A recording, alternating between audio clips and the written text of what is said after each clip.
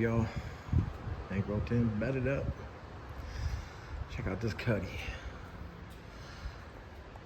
Did this one a couple years back with the wheels that I just set up the tan colored car with.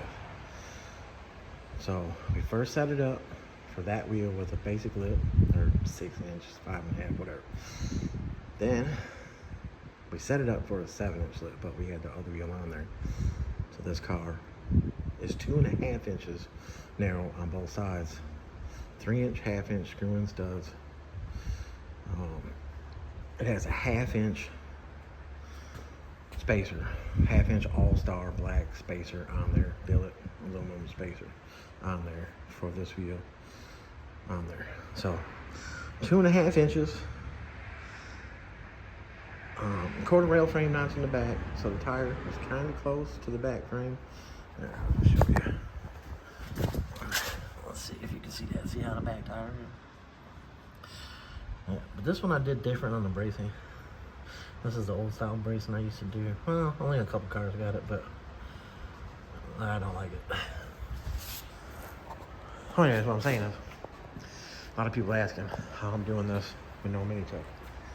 I'm finessing the tubs, so taking a hammer and rolling the back part of the tub in, just sitting there, tap, tap, tap, tap, tap, tap. I know some of these cars, the tubs are rotted and the metal's messed up. The other car, the left one was a little messed up. I didn't patch it in for now because I'm gonna change some things on that car, and we need that car to settle, the spring settle, stuff like that. But anyways, so this one, tubs rolled in a little bit back there, rolled in a little bit back there. This car is trimmed, the lip, and I trimmed it out a lot. This car, as of right now, where it sits, with my fat ass in there, and my son driving, this car does not rub anywhere. There's no scrub noises in the back at all, no matter what incline you go into, onto, whatever. This car has 10-inch coilovers on the back, 10-inch spring and a 10-inch shock. Once I put it up in there, you'll see how high the shock is located on the rear end. It's got the super drop boxes, but I'm gonna get up there, show you guys.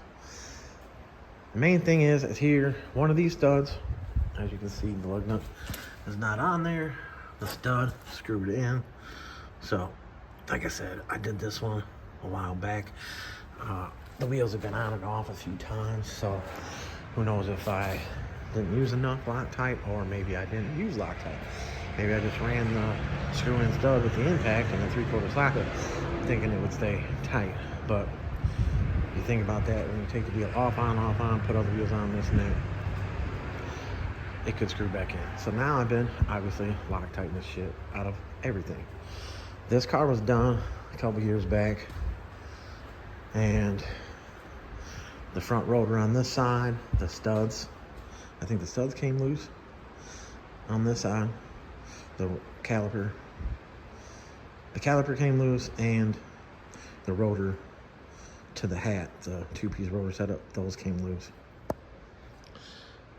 Luckily, the driver, Kevin, he notices everything. So if you feel something wrong with your car, you guys have to stop and investigate. You can't just turn the stereo up more and be like, fuck it. Or think that, oh, well, they're gonna take care of my shit anyways if my shit fucks up.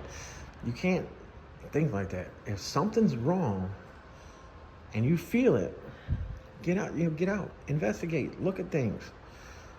Yes, some of you guys don't know about this stuff, but those guys that would come to my shop and pick up their car, and they don't even test drive it when I'm like, go test drive whatever, and then they're just instantly turning on the music, trunks rattling, shaking, this, that, whatever. It's like, how are you going to test drive the car and listen when you got the music blasting? They're just keeping it real. That's fucking mother. So yeah, I had to tighten up stuff, this and that. I did have people working for me at that time, you know, a couple of my nephews, and they were putting stuff together, and of course they don't know what the hell they're doing. So, but it's still on me because I didn't double check it. You know, with all the BS, I didn't have the time and stuff like that, and trying to organize and keep everything flowing. I know, I say that all the time. But the tan car, I just got it done. I put every single piece of that car together. I did the rotors on the front. I Loctited everything. I Loctited the studs. I did the calipers. I drilled and tapped the spindles. I cut the spindles. I mean, that whole video I just showed. There were steps that I missed on the bracing and stuff like that, but you get the point. I fabricated all that. Did the bends, all that. The back of that car, same thing. I did the studs, did the caliper, did the backing plates, all that. I went through every nut and bolt on it. Now, the other thing with base, now you guys got, there's cars out there that pound so damn hard, shaking the trunks and this and that. That could cause a couple things to vibrate loose. I'm not saying it definitely would, and I'm not saying it definitely wouldn't, but think about that. That's a lot of vibration throughout the whole car. So things could come loose. But the point is, check it out, this and that. If you're from another state and I did the car, there's got to be somebody close that you could take it to and just be like, hey man, can you just double check some bolts and this and that, look at my brakes, you know. Obviously somebody that's known, that knows stuff. You don't take it down to the exhaust shop or your nearest brake shop and say, yeah, I need you to look at my custom suspension car. Them people, them techs, that they don't know this shit. So they don't know what to look for. They're looking for a book, you know, to look at a book to see about the bolts and the torque specs and this and that and blah, blah, when they're looking up an 86 Cutlass, but it's got stock, or it's got aftermarket suspension on it, so it's not going to apply. Not saying some of those guys don't know what they're doing. A few of those guys know what they're doing, but a lot of these guys don't know what they're doing. Just like going to the parts store nowadays. You got to find the right parts store with the right people to be able to talk to them, and they know, okay, here, boom, boom. You can't, okay, what year's the car? Oh, well, that didn't come with that motor. Oh, this, that. I mean, you guys know that type of shit happens all the time. Computers, good Lord. So anyways, this car's had some problems. Now you're like, well, why the hell is it back? We never put a QA1 sway bar on the front, and they had came out with the big wheel sway bar, so we have the big wheel sway bar going on the front of this. So couldn't fit the box in the trunk. The box had the trunk has 212s in it, but so we took it out of the box when we brought the car here. We dropped the other car off, like I said, same owners. Dropped the other car off, picked this one up, boom. So we got the big wheel, got the bolt kit, got the bracket, and I think the links are in here too. Check that. I hate to say I forgot the box, but I have the link in there. Yeah, links.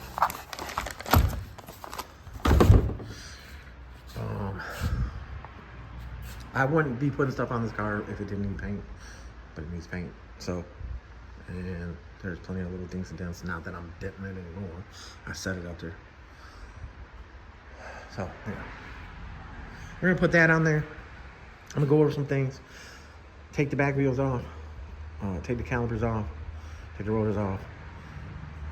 Take all the studs. Loosen them up. Put Loctite on them. I'll check all the front brakes. I'll look at everything. At a slower ride, it's a 7.5 rear end, stock gear. So 226, 241, 256, whatever. Stock gear in this car. It's a V. This one's a V6 car. The other one was a 307 V8 car. So the rear end is stock. The shimming in the gear is stock. So of course, with narrowing the rear end, I took the center out, put the center back in. Left bearing race stays to the left side. Left shim stays to the left side. Right, same thing. So, but this car, I noticed it. He's never said nothing, but like at a lower speed, like 20, 30 miles an hour, it's like not a howling, but almost like a caliper, not like a dragging, but it's a goofy noise. But then once you get over 40, 50 miles an hour, you don't hear it at all. The car's smooth as hell. The ride quality on this one, V6, and I think we got a 450 front spring in it. and it's turned up a little bit. The front of this one rides beautiful. The back of this one rides beautiful. The other car where I had it set, compression wise, the front rides excellent on that car. The back feels like a little bouncy, but I never checked the air pressure on the tires, so that could be what's throwing me off on that car. This thing, I believe this one was repainted, but he didn't have it repainted. He had it paint correction, PDR. The door had a crease in it underneath the whatever you call that, the trim. They got that out. The paint correction brought the shine back. I mean, you can still, it's got, you know, probably could go some more. It's got a little bit of orange peel. But anyways, the car is beautiful, beautiful car. This car is a very clean car too. This one is a Supreme, where the other one's a Brome. And that, you know, is the package, interior package. Dude has the headliner done with the lights. Remote is right there for it. Got the steering wheel. The other car has the steering wheel to match the wheels too. It's just the steering wheel they misplaced it or something. So I would have had the steering wheel on the other car, but which was previously on this car with those wheels. Amani's, boom. This is a badass wheel. In the sun, that wheel, whatever color we're gonna call that, was that rose gold? Looks real good. The top, it might even be the original top, but it's got some marks in it. Some leather conditioner would probably bring it back some, but I don't know. It's not my thing. But I'd probably put a canvas top on that. What I would probably do if I had it. I'm not really a top man, but anyways. All right, let me get this thing up in the air and show you guys the suspension and everything and how I did it back then. This one has the old style upper control arms on it. It's got the 4-bolt ball joint. Looks like I gotta take the car falling about a foot. But all right, yeah, let me get it up in the air and I'll go over some more things with you guys. All right, here we are, up in the air. So, frame notch, under that step notch, a little bitty rub on the inner toe there, I mean, the lightest bit. But this car has a lot of miles on it, and, you know, tore up. Like I said about the outer, I trimmed this one out. I had to get rid of some screws and trim it out a lot. But I did that with the other wheels, so that's why you can see there's not a cut on the outside of this tire. And he's got more miles on these wheels on the car than the other wheels. They're on here. Like I said, this is by 10, 11 overall, which obviously that's bad as shit. This tire is a, you guys have already seen that. What was it, a 295? What is this? 295.25. And the brand is what? Lexani, right? Yeah, wait, hold on. I'm gonna give you guys false information. Yeah, Lexani tire. So, nice tread pattern, non-directional, which is, I mean, it can go either way. All right, so I thought I originally put a 3/8 sway bar on here, but no, this has got the billet with the 1/2-inch bolts. But see, on this one, you can see I brought the bar back farther, up farther, so that anti-roll. Where the other car, I have the bar a little bit farther, and this one I came the shocks off the front. So I should have went back and looked at this car and did that one, did this one that way. But now you can see here, we used to have problems where you didn't have enough adjustment for height. So I would take the strip on the back of the Super Drop and I would put it up higher, which obviously you can see it doesn't need to be up above the box. So it's goofy. My bracing, goofy. As you can see right there, it's rusty because I missed the spot. There is an actual hole there where well, maybe the weld is down up there. But no, I missed the spot. Who else would say that? But super drops, double adjustables. This car has absolutely no bracing. This car had a muffler back here where, you know, the exhaust came back, went over, boom, and then exited that side. This car still, it's got the can on it. Got the stock. What is this? The metric 200 or metric 350? Oh, look at that. There's a training bolt missing. But just overnight, sitting in here, it only made that little drip. The other car, I think it needs valve cover gaskets because it leaked over. Well, yeah, what I'm saying here about the control arms, these are the older style control arms, as you can see. It's got the plate that goes in there. And then the upper, it's got the 4-bolt ball joint. And as you can see, I put it underneath the arm, so that gave me more alignment to put it underneath, and the wheels wouldn't be cambered. Stock sway bar. This is the aftermarket links. Stop pushing. So this little bit, and see how small this thing is? It's a V6 car, probably most likely by basic cars. What was it, the 442s? And the Hearst Olds had the fatter sway bar. But get rid of it. Put the QA1 on there. But yeah, the brakes are tight. The shimmy, I'm gonna have to double check that. Let's see you guys. Looks like the front ones are pushed out a little more on the bags, but brake dust everywhere. These tabs, I wish they'd make these tabs in a stainless, because then you put them on, you know, now it's showing weather. So I should have taken a little paintbrush and painted it. But then putting this on, the brake fluid running through there, probably would have peeled it. Frame notch, of course. Smooth front frame notch. A couple little pit holes from the welder. And like I said, most of the time that the frame rails will have undercoat or whatever inside of them, and when you're welding, it starts bubbling. So I could have went back over it and then, you know, welded it. And then this one, you can see the plates on the outside. I didn't fully weld in that hole. Now I'm going to fully weld in that hole. You can see how I cut into the mount here, because people that do that step notch, they leave this out, and then the back rim hits it and grinds. G-bodies, I got a better ways of rolling that over now. I take a little more time and roll it over nicer. You can see a little rub mark right there on the plastic, so that needs to be turned up a little higher.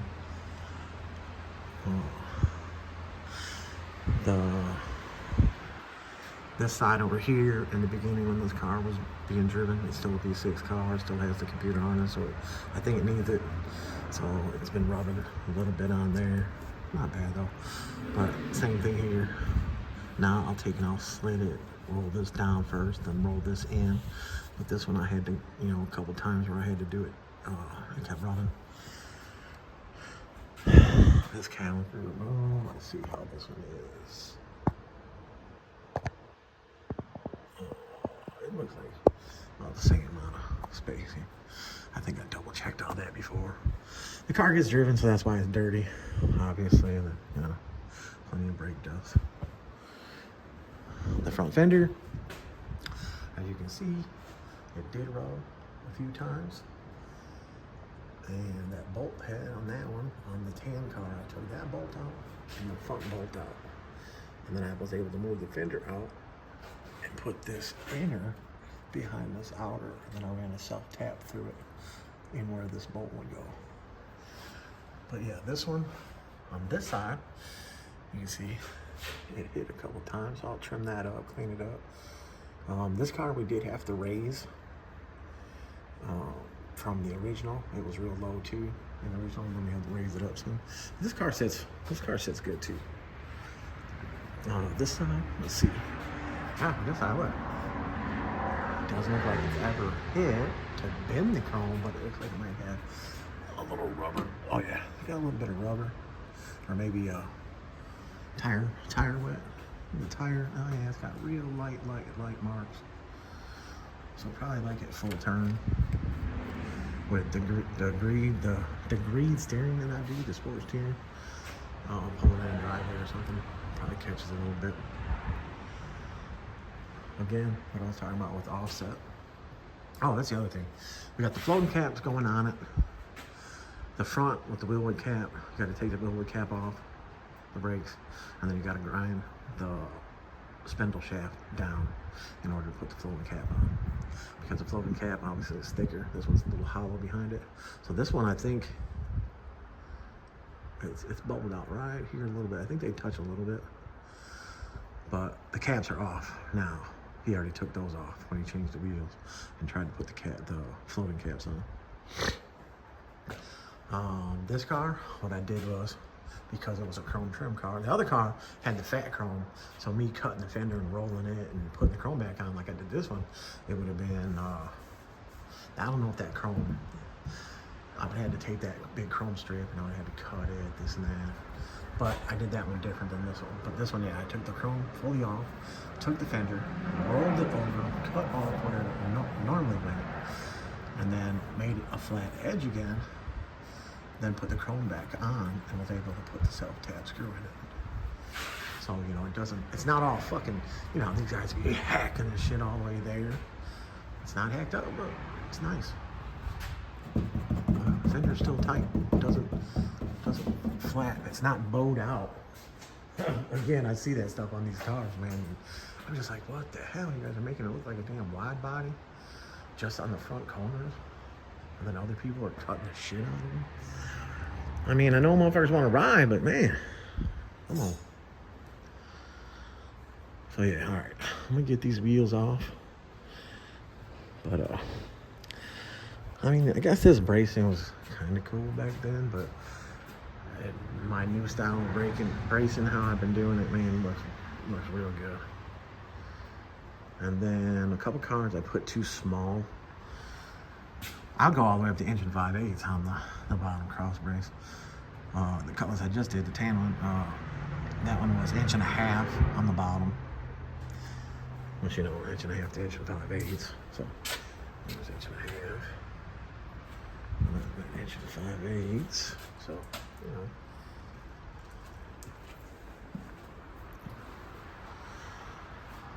But yeah. And see this one, got this style bracket. Or that one, we put the aluminum coilover bracket on, which is badass compared to this. And different. And again, everybody else that's doing, they don't even do a full super drop like this. They do that 11 hole. This is a 15 hole. They do the 11 hole. And they're putting the bar straight across the bottom and putting the little angles in there, hover. I mean, yeah, it works. But for looks,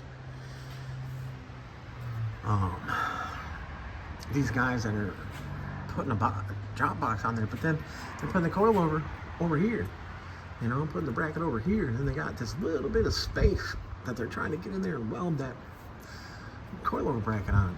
You know, the basic brackets, it's just horrible, man. Horrible. Like, my new style is like, yeah, over and over and over, but it looks good, it works. It, you know, this with the strip on the back, you know, and keeping the coilover as close to the frame as possible. And then if you do offset muffler, you know, offset in, offset out, then you could come with a good exhaust shot, again, a good exhaust shot. You're telling me you can't run a 2.5 inch pipe right over this behind the shop and out, you know, how they would come, or if you wanted to do the original duals out the back, it can be done. People in the beginning, oh, well then coilovers, oh, you can't do tailpipes, oh, everybody wants tailpipes, oh, the blows dirt up off the ground because of this and that. Oh. And in the beginning, yeah, I was putting coilovers too far in, and that was causing a problem. Now I know, as close to that frame as possible, the frame rail, and then you got room right there to go right through. Look. Boom, so a muffler would sit here, you know, and you exit, and you have the bend. As long as the exhaust shots again. They put the muffler so damn far back, leave the muffler forward some and do tail. So you have plenty of room to work the bend. Yeah. Upper control arms. Look at that. They're still jammed after all these years. He's got 2 12s in it. They're still jammed. I don't think this car's ever come unjammed. And look, they're not welded. There's no tack weld on there. these guys that they weld on here, and they destroy the arms. I said plenty of times before. Let me get closer to this.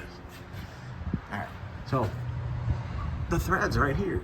You could take a regular screwdriver and go closest to the thread and take a hammer and tap the thread, just hit it. And it'll mess the thread up right there. So then the arm can't come loose. But if you were to take wrenches to readjust the car, you could push past that little, with pressure of the wrenches, you'd be able to push right past it. Readjust the car if you needed to readjust it. I just don't get why these people, and then the pinion angles will be damn near facing up, and they weld the arm, and then now it goes to another shop to figure out why the car won't hook. Well, if you got a positive pinion angle, then under a load, the pinion goes up more, and it just lets the tire spin. You need a negative pinion angle. So then you go to adjust the car, and you can't. And now you're calling the customer and letting them know that the arms that were put on were welded, and they're like, what do you mean? And then you're sending pictures, this and that, back and forth. Now you got to get a new set of arms. So what came in to be a simple adjustment, you can't adjust because they welded the arms. It's crazy. Let's check the buttons.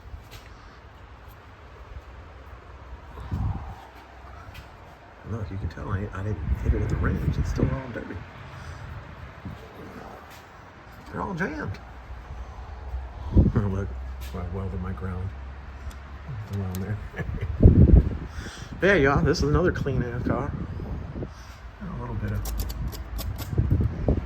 real light. This is still back when I was just painting the underneath and scuff them up a little bit, paint them.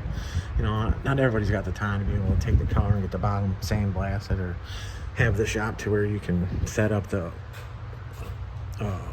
power washer and spraying acid everywhere and to clean off the bottom. Undercoating completely sucks. So many cars that came in with undercoating underneath them and having to work on that shit. But anyways, well, yeah, the car was driven. So you got exhaust right there back here, getting everything. So if it would have got, there was no sense in putting exhaust on this motor. Could have put just a stock little muffler right there or whatever, But this car was supposed to, might still get an LS, or maybe even just a small block.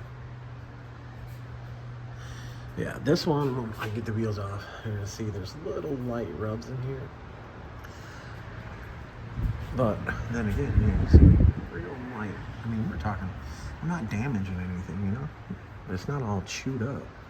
Well, actually, this one has a little more. So let's see. Oh yeah, this side's way closer.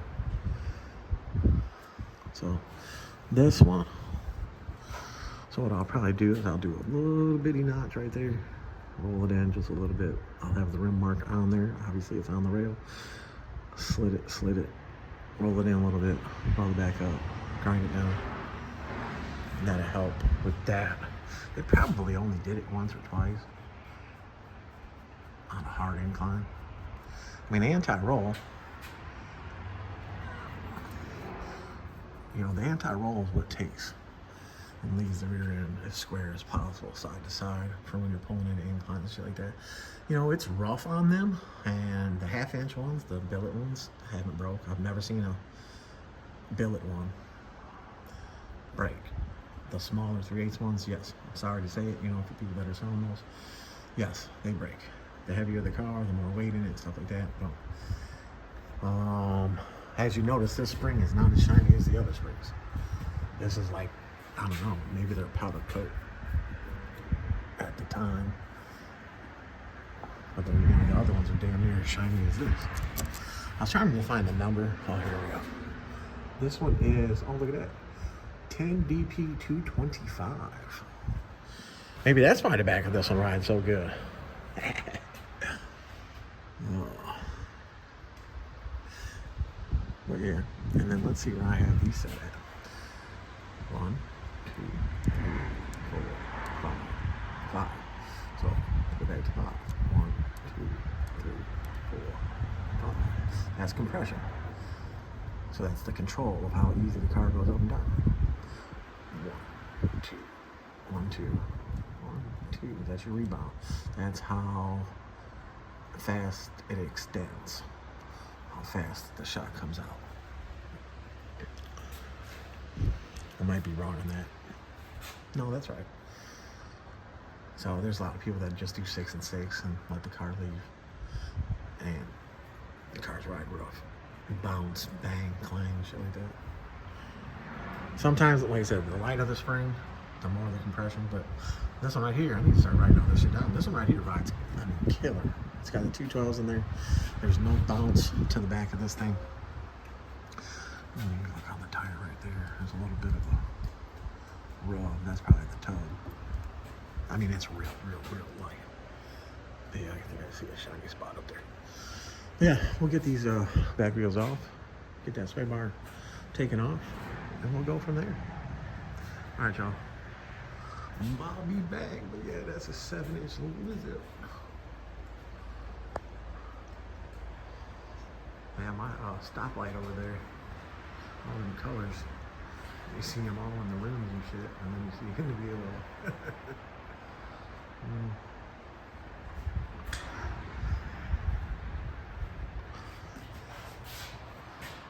All right, y'all. I'll be right back. Right back. All right. Got the wheels off. So, I lied about spacing, y'all. I lied. Didn't even know I was lying. So, there is 2 3/16 shims per side. So that equals 3/8, right? Just under a 1/2 inch. That's what's on both sides. And these are not the all-star, these are not. These are just those basic ones. So, now as for the rubbing, we got a little mark right there. A little bit of rim, right? A little bit of tire. Absolutely nothing there. But when we get back here, so the notch is not as far back as I go now, but you got tire, you got wheel. Like I said, the back of the driver's wheel wasn't bad. You got a little mark there, a little mark there, but you can see I barely rolled this tub back. So now I'll go through. I wasn't going to re-notch back here, but now I'm going to re-notch back here. So do my exact same thing. I'll cut it, which I know my center. I'll probably cut a little more over here. I'll probably cut it right there. Slice it, slice it, slice it, slice it, slice it. Roll it in, and then put a little piece of strip steel in there. Probably got some 1-inch 3/8. 1 inch right here. 1 inch 1/8.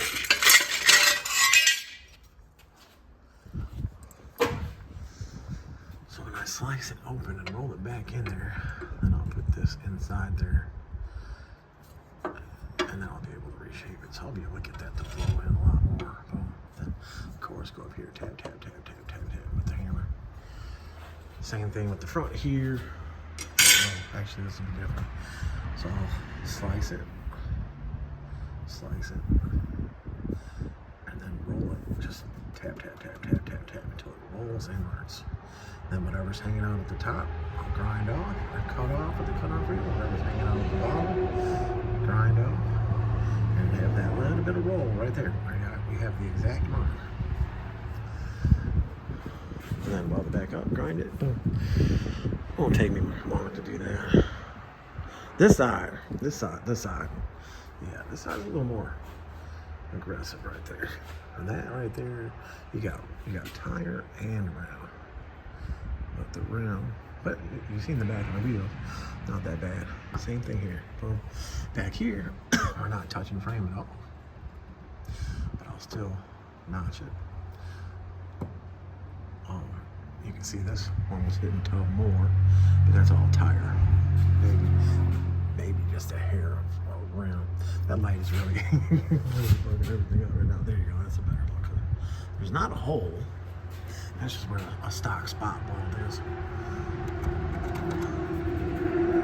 But But yeah, as long as this car's been together and been driven, like this guy drives this car like back and forth to the city, all kinds of things from out here, you know. So what I'm saying is I'll be able to get enough out of here, enough out of here, and enough out of here that I could probably put it back on. This side had the 3/16 in there too. So excuse me. Probably just be able to run one of these on there. Which, I mean, it doesn't hit on the outside. Well, let's see. Yeah, see, it doesn't hit on the outside at all. Or does it? And that might need to be, this might need to be trimmed down a little more. But there's no cuts on the tire. That might have been from before the other wheels. But I could trim this a little more. Go ahead. I'm trying to get the, just grind it a little more. Yeah, it is a little bent. I'll just grind it down a little more. A little bit of clearance. So with that clearance, that would help that clearance. All the clearances. Well, obviously that's gonna help that. Just needs a little bit. Just needs a little bit. This front corner right here. See what I was saying about? This is the 4-bolt ball joint, which is the older style arms. These arms are heavier. On these, you know, I get rid of the upper stop. I don't know how much of the car I still got on the stop in there.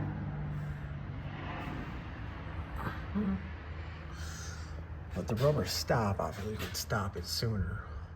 But then I get rid of them. I put them back in the tan car because the tan car has the new style arms and the Pro Touring ball joint.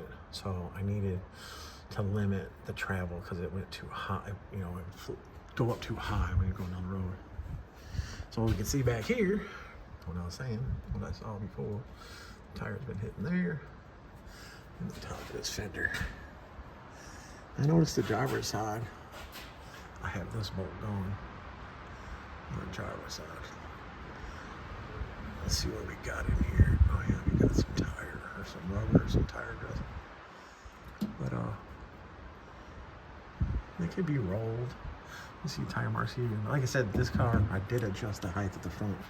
Take, I just put my elbow right in there.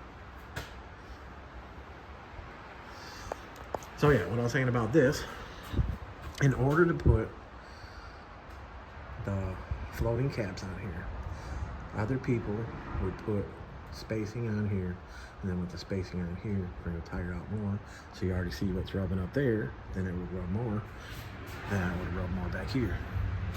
You're not gonna wear all this grease out because you still have the wheels sealed to here, and then you still have the cap sealing this area. So this cap, the side roller cap, is out there. I'm gonna grind, which you can see, that was grinding probably. Let's look at the back of the cap. Yeah, a little bit of marking in there. And that's on the stock cabs. So you have your spot to go to. So I'll move the cotter pin to where it wraps around the nut, and then you just grind it to make sure you don't grind past the cotter key hole, so that way the cotter key stays in there. But grind it off, and then you can put the cap on and put the wheel on. So I guess in my other video when I was talking about if we had wheels with less hub on the back to where the wheels would sit under more, that would become a problem with this area more than what it already is. So now it leans me towards when I said about QA1, make these arms 3/8 inch shorter. So then the wheels will go on. Now that would be something you could label big wheels, 4 big wheels, you know, or for the drag guys or the Pro Touring guys that want their front wheel to sit under a little bit more and they can't get the right offset in the rim.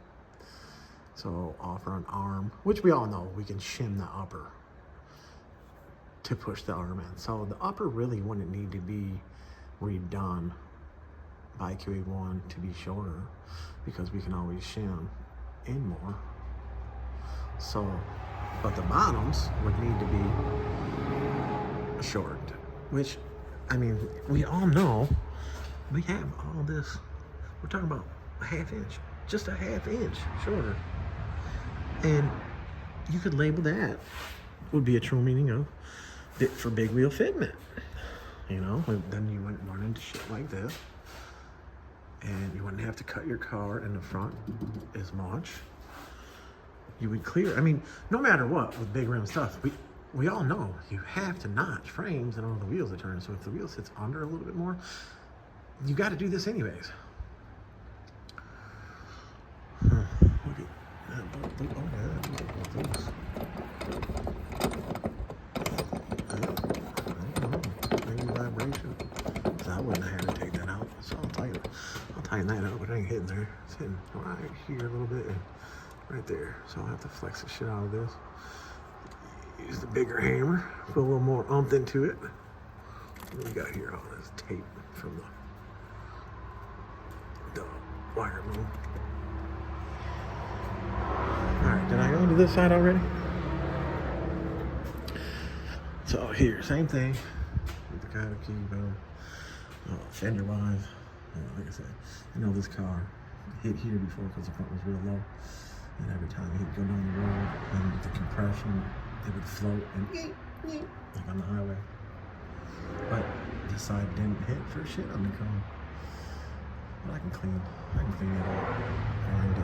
Grind the bent chrome on that side. Alright, back here we have a little bit right there.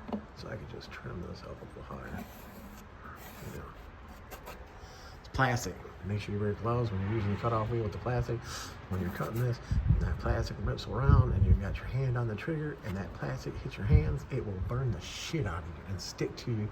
And you'll be mad as fuck screaming. And if you drop that cutoff wheel, so wear gloves. Wear gloves, y'all. Be careful, don't cut the speedo cable. That's the speedo cable. We don't give a shit about that e-brake cable. You guys that are saving that damn e-brake cable, moving it over here, this and that, dumb. When the hell are you using e-brakes? And Willwood, you see that? Yeah, it comes with, I take that e-brake shit off. You don't need it. Yes, if you got a stick. And like I said, if you got a stick G-body or a stick box Chevy and you got Willwood brakes and stuff like that, put the damn manual brake valve to where you just twist the brake valve or you just pull the lever and it puts brake pressure in the brake line to the back. I mean, there's technology out there, newer shit. Fuck that e-brake cable. Dumb. All right, let me get this anti-roll off, or sway bar off of here and get the other one on there and trim these down, get that part done. I'll be back.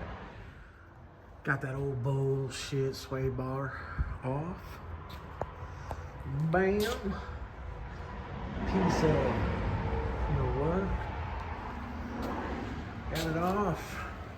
I'll go ahead and put the new one on there and get right back to it. On the cutty. G-body and nobody. Aight.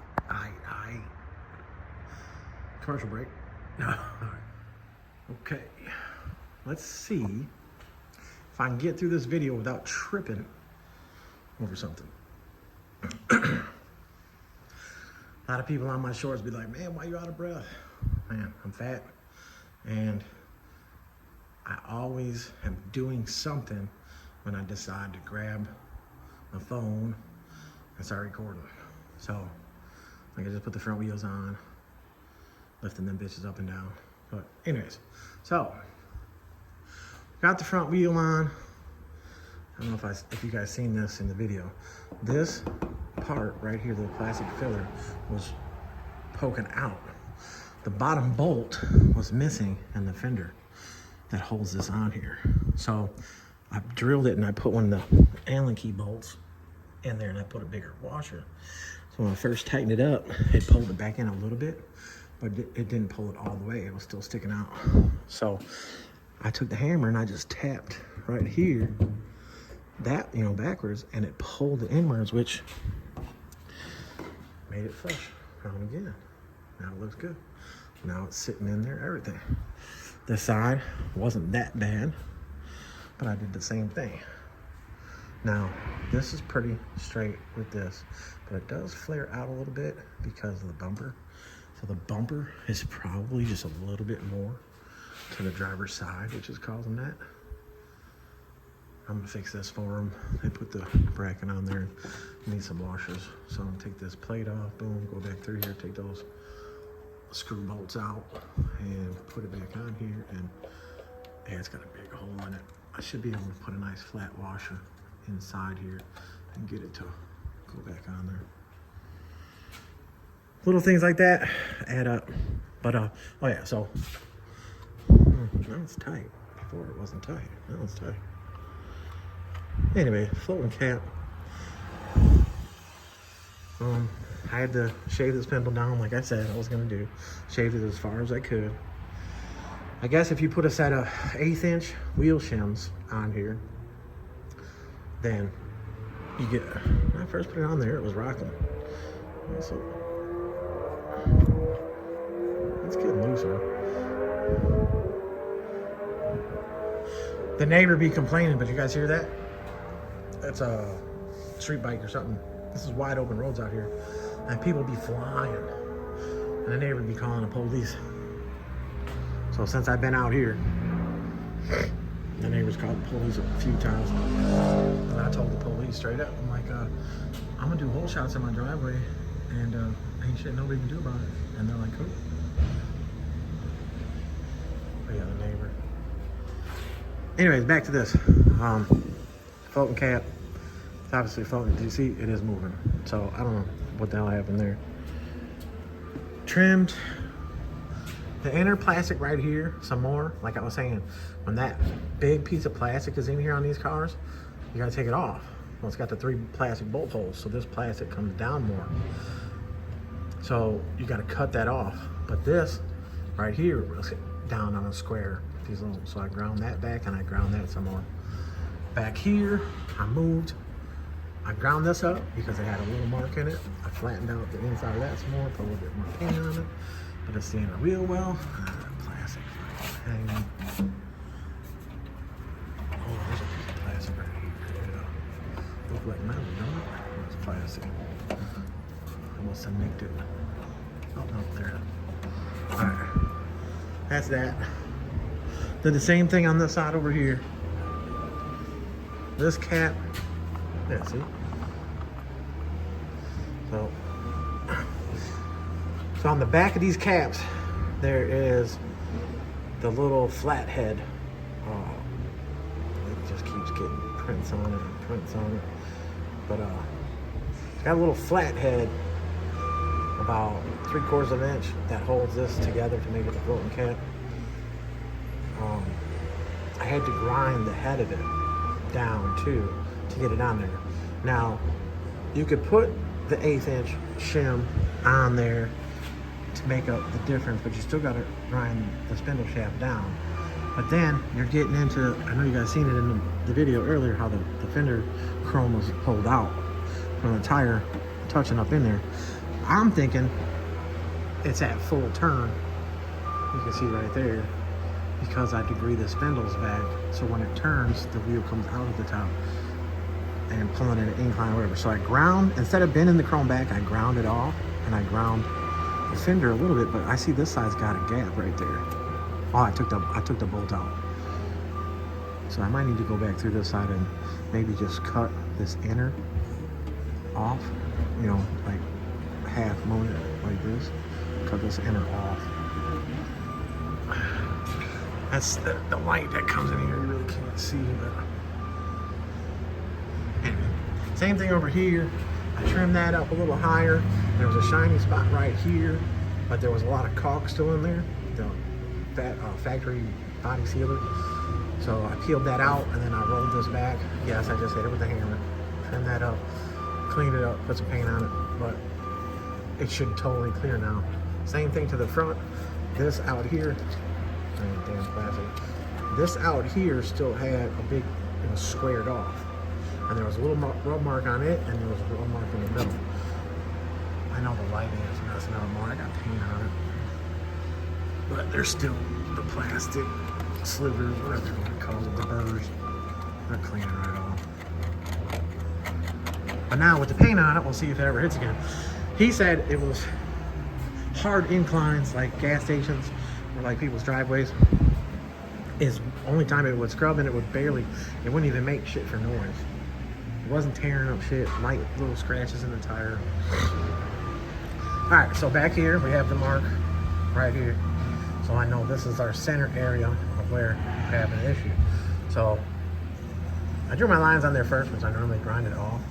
But I drew the lines on there because of the markings. So now I slit the bottom, I slit the top. I'm gonna roll this in with the hammer. So I'll sit here and tap, tap, tap, tap, tap, tap, tap, tap, tap. And I'll get it to roll in and try to keep it as plumb and square, you know, make it look decent so it doesn't look like it's beat the fuck. When you guys hit this, make sure you have a nice size hammer, but don't try to fucking put it through the wall. Just tap, tap, tap, tap, tap, tap. When you're tapping on the metal starts heating up. And it'll start rolling and forming like you want it. Then I'll go through and I'll cut off this excess, however you want to call it, whatever sticks out from this getting pushed in. The bigger the hole, the bigger the gap, the better, because you're going to fill it with weld. When you start welding in there, weld it and you weld behind and bring it out, weld behind and bring it out. So you put a lot of material in there. So that way when you clean it up with the grinder, it's still strong. Back here, originally, you can see it cracked from my original work. I'm sticking my finger in the crack right there from the original work, because basically I didn't fill it enough. So if I'd have filled it more, but I didn't take this one back as far as I took back the other cars and cars I've done since this car. But again, that was on here with the 2 3/16 shims, so 3/8 right there. And it only hit a very, very little bit on this side. Didn't touch here, but on this side, I mean, I already showed on the video. It's just been another day. This side, see, with the 2 shims on there, boom and boom. So this is tire, maybe a little bit of rim, but I mean that's more rim right there. So that's all tire. That ain't rim. And then this is more tire back here. It's a little bit of rim. Like I said, the left wheel didn't have shit from our time back, which I showed that on video. The right rear had a little bit. You can see right there, that's rim a little bit, and that's tire a little bit. We have nothing up in here. But I already went through that side, tapped this all in. Tap, tap, tap. Tap the front a little bit. And then, am I gonna make up the full 3/8? I should be able to make up the full 3/8. If not, worst comes to worst, and we're definitely gonna get one off of here. Like I said, again, this car was narrowed 2.5 inches. The tan car, I only narrowed it 2 inches. Well, to be technical, it was 1 7/8 inches is what it came out to from the difference in axles. For some reason, when I order the axles and I say that I want them to be from the outer flange to the back of C-clip area, and I want them to be 27 on the money, they're coming 27 and 1/8, 27 and 3/16, shit like that. So then when I took the difference off of this is 28.5 exactly. That's what the stock G-body axle is. Whether it's an 8.5 or a 7.5, it's 28.5 inches exactly. But then there's times I order the axle. That's why I keep saying about narrowing rear ends. We can order axles all day, but I can't narrow the housing until the axles get here to know exactly what they're sending. Again, now I order through somebody else, which are coming through from Mosier. But Mosier, you got 5 different counter guys or phone guys that are answering and taking the orders, and then I don't know if they're trying to make up the difference for the brakes or this, that, or whatever. And that's why I just say stock brakes, stock brakes, stock brakes, stock brakes, because I don't get into this because 2.5 inch back offset to an 8.1 offset and this and that. I'll make up all that. I'll figure out all that. And if I got to shim the backing plate to make the caliper bolt up, boom. We already know that the calipers come with shims to shim the caliper. So if the backing plate was too far in to begin with, too far out, and we got a gap to fill right here, we have the shims. The shims come with it. It's for that. Now, if you go to put the caliper on and the caliper's hitting the backing plate and you can't get the caliper on, take the rotor back off, take the backing plate and shim it on the housing. Put a washer behind it. And now you bring the backing plate in more, then you can put the caliper on. Don't grind on the caliper, don't grind on the bracket, stuff like that. But anyway, the axles need to be the length that I order them. If I want them 25 inches on the money, C-clip or not, I want 25 inches. I don't want 25 and 1/8. I don't want 25, you know what I'm talking about. So yeah, now, like I said, I normally grind it first, but this side I marked first because it already had the marks on there. So now I'm gonna get to rolling that in, get it trimmed off. I'll tack it and show you guys, but I know that my center back here with how the tire marks were here, and I know the tire was close. And it was closer actually on this side in there than that side. One of those things. No, that's, whatever. So, that's what I was saying about no mini toe. No mini toe 24s. You've seen it. Boom. I'm showing everything. I've shown everything for years. Yes, I trimmed the outside. Boom. Trimmed it real close. Real close. The trim is only moving, not the quarter. Sometimes guys that cut that or whatever, they'll jagged cut it and it'll break and the outside of the quarter be moving. Sometimes that's good because it won't flex and put a wrinkle in the quarter. Wrinkles in quarters, if you don't have frame bracing and you have frame notch, a full rail frame notch, you make this whole area thinner, then the torque of it pushes this arm up, pushes into this area. Now it's weaker and it twists the frame rail. So it takes the back part of the frame rail and it bends it down. So when it pulls the quarter down, the body mount, it flexes this inwards. So that's how you guys get wrinkles or see wrinkles in quarter panels. And a lot of you guys that are making these frame rails paper thin, you need more bracing. And you gotta have bracing underneath. But this car, only a V6 car, no torque, blah, blah, blah. But we are setting it up for another day to bring it. We'll get all the tubing and everything here already. Boom, so the car come in and I'll be able to do the fucking bracing on this one. Tie it all together. So yeah, let me get to this next step on this car. I've tried to explain all these years of doing the videos and stuff like that. All my social media platforms, everything. I explain. So that way, you guys that are at home, want to do it in your garage, you got some basic skills, you figure it out, I can help. For all you shops out there that do pay attention and don't give a shout out, I guess suck a dick. But you shops out there that do, which is very few, and you're watching all my shit and you learn from my shit, this and that, 100. But yeah, all right. There I go, talking shit. All right, y'all, I'll be back. Some more shit done. All right, so here we go. There wasn't knots in the front before. We're notching it. That's how I'm telling you guys. You slit it, top, you slit the bottom, you roll it in. Boom. So you can take a tape measure and you can measure and see how far you went in right there. We know we were rubbing right here. So man, we'll map this out. That's what I was saying. Take your time to roll this in, even though the light makes it look like it's all goofy. Oh, and then the back. I never notched this car far enough. So now I'm notching it more. So I already notched, cut it, rolled it in, boom. Now I'm gonna cut off this access down here, grind it, fill it with weld. Throw the tub in, barely little dents in there. Oh yeah, thank you, Cutlass, no mini tub. Yes, you have to flex and roll the tubs a little bit. 24s, by 10, 11 overall. Oh, bet that out. All right, check it out. Got the frame. Cut in more. Look how much clearance we got now.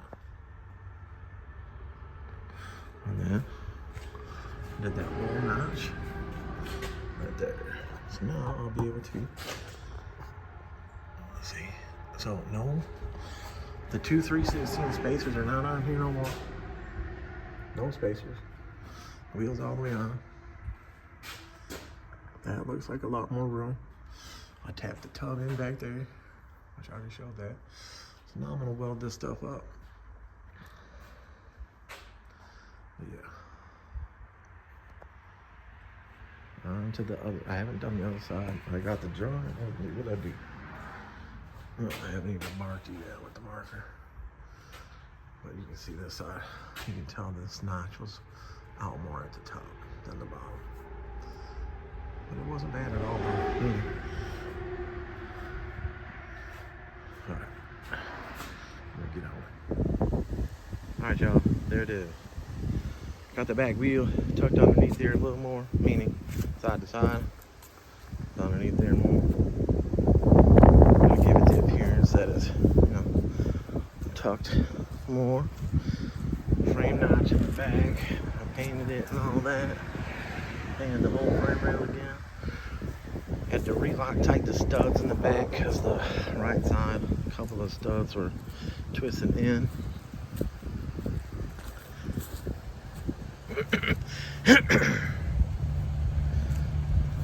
It's dirty now from the grinding and all that. Yeah. We're gonna go drop it off. Test drive on the way. So it had the two 3/16 shims on the back wheel. Now it doesn't have any. The driver's side rim back up in the air. When you rotate the wheel up in the air freely, one little eighth of the rim was like rough. So the barrels are probably just not true in the back. But if it ends up doing it more, which it won't, because up in the air, because when it's closer to the frame, when it's down like that, obviously it's 2-3 inches away from the frame. So, alright, y'all, there it is. The street's real busy. Could have my son drive it up and down the street, but it's all good. Headed up, Bank 10. Another video for y'all with a whole lot of info. Peace.